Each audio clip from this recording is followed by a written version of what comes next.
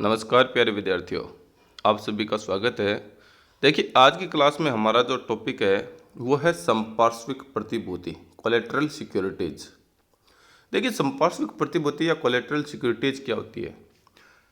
संपार्श्विक प्रतिभूति का मतलब होता है कि जब कंपनी द्वारा बैंक से ऋण लिया जाता है, किससे? बैंक से या अन्य किसी वित्तीय संस्था से ऋण लिया जाता है, तो कंपनी द्वारा बैंक के पास जमानत के रूप में अपनी कोई संपत्ति रखी जाती है और उस ऋण की अतिरिक्त जमानत के लिए जब कंपनी अपने ऋण पत्र जारी करती है, तो ऐसे ऋण पत्रों का संपार्श्विक प्रतिभूति के रूप में ऋण पत्रों का निर्गमन कहते हैं। ठीक है। जैसे कंपनी ने किसी बैंक से ऋण ले लिया, जैसे मान लेते हैं कि 10 लाख रुपए। कितना? 10 लाख रुपए। और कंपनी ने उस बैंक को 15 लाख के ऋण पत्र जारी किए,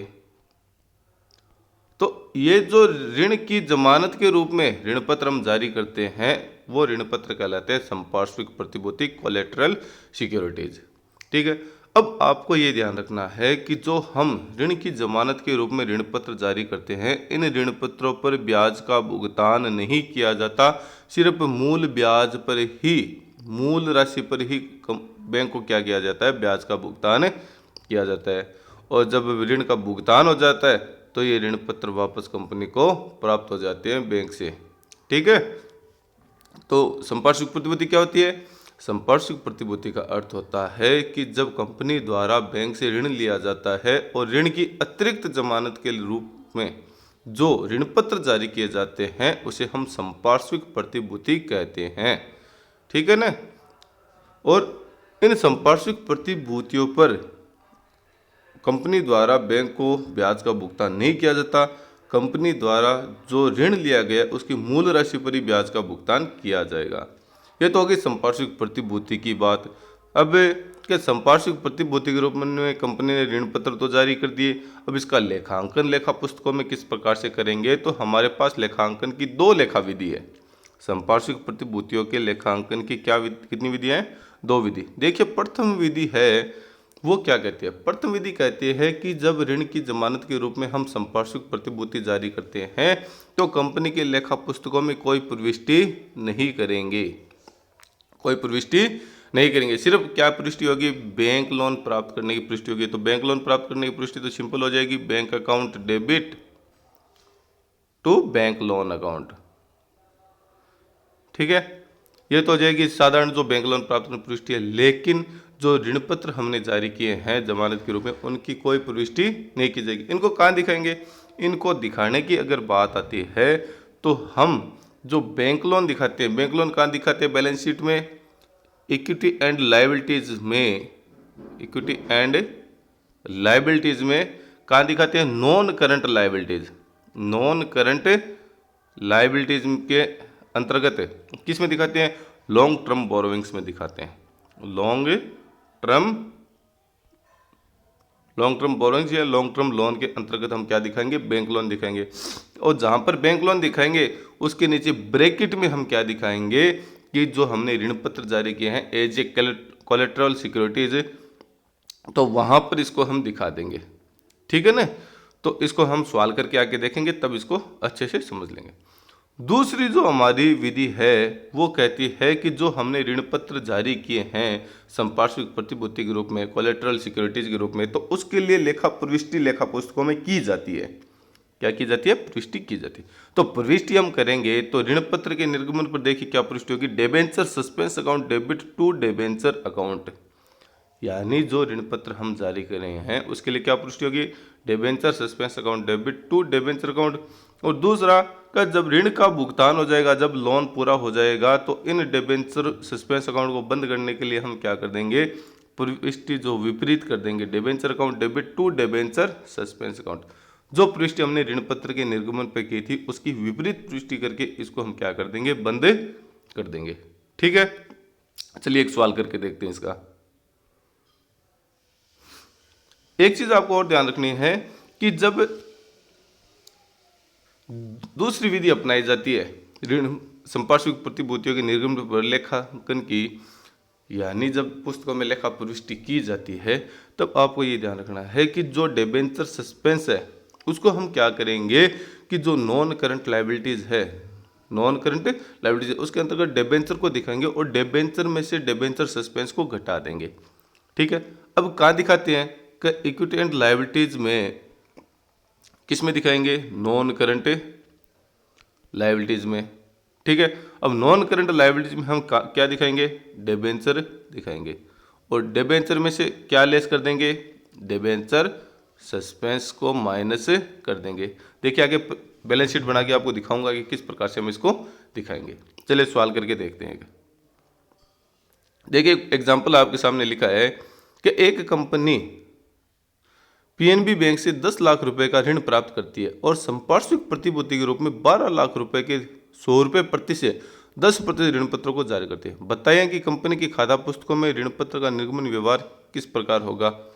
देखिए इसमें कुछ नहीं लिखा है, इसमें लिखा है कि हमें ऋण पत्रों का निर्गमन व्यवहार करता है। तो हम दोनों विधियों से इस प्रश्न को करके देखेंगे और बाद में जो परीक्षा की बात करते हैं तो परीक्षा में लिखा होगा कि आपको प्रथम विधि अपनानी है या द्वितीय विधि अपनानी है।